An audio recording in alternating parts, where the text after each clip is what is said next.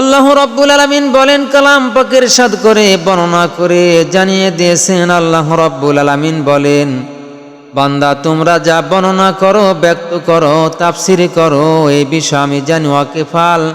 অন্তরের মধ্যে বুদবুদ করে কথাগুলি বাহির হয় না, আমি সেই কথাগুলি জানি।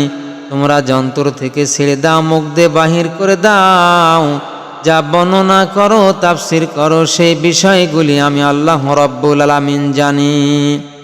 এবং তোমরা যন্তরের মধ্যে গোপন রাখো, সিনার মধ্যে গোপন রাখো, সেই বিষয়গুলি আমি ওয়াকিফাল জানি। ইন্নাহু আলিমুম বিজাতিস সুদূর। রব্বুল আলামিন বলেন, আমি তোমার অন্তরের খবর জানি। বান্দা কি কি পরিকল্পনা করে, যেই পরিকল্পনা করুক না কেন,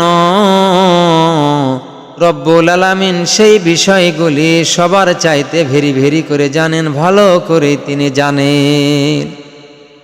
কোনো বান্দাকে যদি মারার পরিকল্পনা করে, কোনো জিনিস যদি চুরি করার পরিকল্পনা করে, কোরআন তেলাওয়াতের যদি পরিকল্পনা করে, সেই বিষয়গুলি আল্লাহ রব্বুল আলামিন এক কথায় সর্বপ্রকার বিষয়ে রব্বুল আলামিন খবর রাখেন। আল্লাহু খবীরুম বিমা তা'মালুন। আল্লাহ রব্বুল আলামিন সর্ব বিষয়ে বান্দা ও বান্দির এবং দুনিয়ার সব কিছুর খবর রাখেন। সেই মনিব আমাদের স্রষ্টা, খালিক ও মালিক ও শান্তিদাতা, বিধানদাতা, আইনদাতা।